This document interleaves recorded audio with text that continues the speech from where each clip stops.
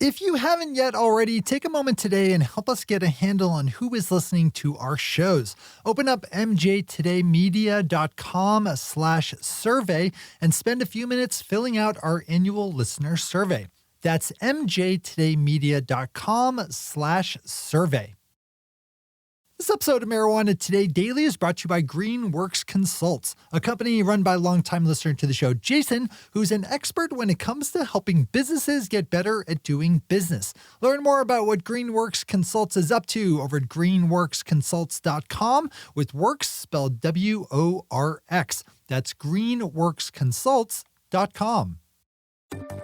Good morning, Marijuana Nation. It's Friday, August 14th, 2020, and you're tuned in to episode 966 of Marijuana Today Daily. I'm your host, Shay Gunther, and I'll be walking you through today's marijuana news and headlines. As always, we have a full and busy day of cannabis news in our hands, so let's jump right into it. Mr. Tom Angel over Marijuana Moment takes the day's top headline with a pickup of news out of Montana, where yesterday the state's Secretary of State announced that activists behind two proposed citizens' initiatives to legalize adult-use marijuana have collected enough valid signatures to land on the November ballot. One of the questions qualified is a statutory measure creating a taxed and regulated sales program, while the other is a constitutional amendment making the industry legal for those 21 years of age and up. If approved, the system would give preference to existing medical marijuana license holders in Montana and would be built around a 20% sales tax. As written, business licenses would be issued no sooner than January 1st of 2022. You can pop over to Tom's piece on this at Marijuana Moments for more details if you need it. As always, we have all the news we cover linked to on our website at mjtodaydaily.com. Colorado-based gardening and cultivation supply company GrowGen just released its latest financial report, with it seeing revenues of $43.5 million for the second quarter of 2020, up 123% annually. That stacked up on an adjusted EBITDA of $4.66 million, up 166% over the same quarter last year, and a gross profit of $11.6 million, which is just a touch shy of a 100% increase annually. Solid numbers all around. GrowGen also reported having working capital of $35.2 million and cash on hand of $14.8 million. Given the current environment, these are good times to be a cultivation supply company. We wrap up the day's headlines with some good numbers out of Colorado, where legal cannabis sales totaled a record $158.1 million for the month of June, up from last June's mark of $122.4 million. June was the first month that legal cannabis sales in Colorado topped the $150 million level. That's all good news, but it's also important to wait until we see how this month's numbers lie, which will better reflect the strength of our industry as federal unemployment aid runs out. Those are the top stories for today. It's time for Marijuana Today Daily Headlines Blitz. Before we blitz in headlines, let's quickly thank our sponsor, Greenworks Consults, a company run by longtime listener to the show, Jason, who's an expert when it comes to helping businesses get better at doing business. What Greenworks Consults does is look at all the ways your business is doing business and then hones in on the ways that it could be doing it better, which will directly translate into you having more money in your bank account at the end of the month. And the wonderful thing about the work that Greenworks Consults does is that it pays off every single month. Once you fix a problem, it tends to stay fixed. But if you don't work with professionals like Greenworks Consults, you just end up burning away unnecessary money. Month after month after month. Pop over to greenworksconsults.com today, with work spelled WORX, and check out all the different things they can do for you. That's greenworksconsults.com. All right, time for the Blitz. The Florida Phoenix brings us an important and topical social justice story, as a number of state lawmakers in Florida are calling for the release of more nonviolent inmates in state prison as the coronavirus rips through the penal system. Right now, a full quarter of Florida's prisoners are in coronavirus-related quarantines or lockdown, with 14,000 being actually diagnosed and 75 people dying so far. Florida is being torn apart right now by the coronavirus thanks to the criminally inept leadership exhibited by Governor Ron DeSantis, who is more interested in making dictator Trump happy than he is saving lives. People in prison have no freedoms or choices at all, and it's ridiculous that we're keeping them locked up, just waiting to be hit. This needs to happen in Florida and the other 49 states. Read this one.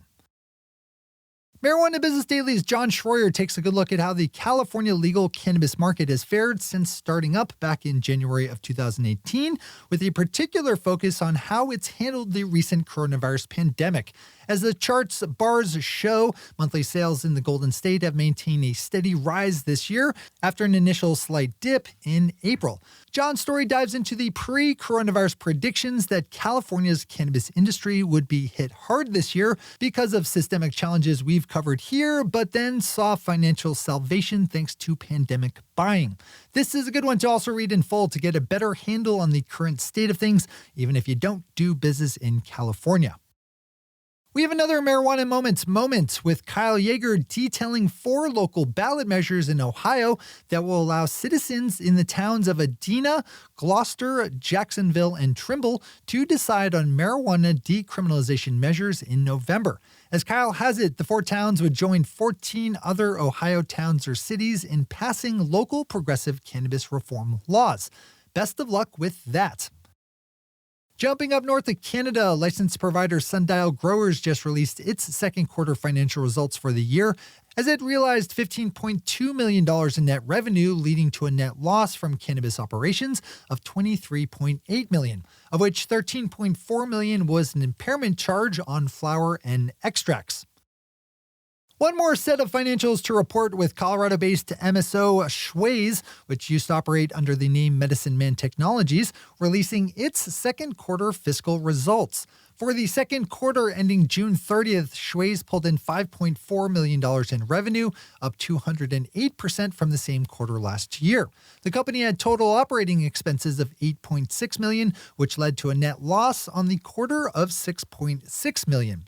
In the report, Schwazze also gave an update and recap on how the many number of acquisitions it's announced over the last year or so have been affected, with around half being canceled due to deteriorating market conditions.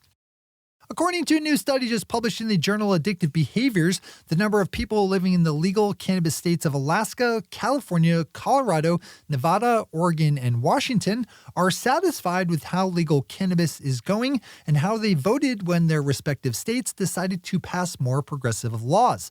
5,530 adults of age in all were surveyed in the 6 states. You can click through to the actual study itself via Mary Jane. We end the day in the week's news with a cannabis media story, which is one of my favorite news verticals. Industry publisher Marijuana Business Daily just announced that it has landed in Inc. magazine's list of the top 5,000 fastest growing private companies in the U.S. for the 3rd year running. Marijuana Business Daily landed at spot 1,749 this year, with its overall revenue growing 244% over the last 3 years. Congrats to everyone involved with that. Those are the headlines and news for the day. I'll be back with you again Tuesday morning with another information-packed episode of Marijuana Today Daily. But in the meantime, if you have any stories to share or feedback to give, zip us an email to headlines@mjtodaydaily.com. And while you're clicking around the interwebs, swing over to our website at mjtodaydaily.com to find links to all the news we cover. Thanks to our sponsor, Greenworks Consults, and to our awesome patron listeners for the support that makes this show possible. To join the illustrious ranks of the patron listeners yourself, swing over to our website at mjtodaydaily.com and click on that big blue button at the top of the page that says Become a Patron. I'm your host, Shay Gunther. Thanks for tuning in and starting your day with marijuana today.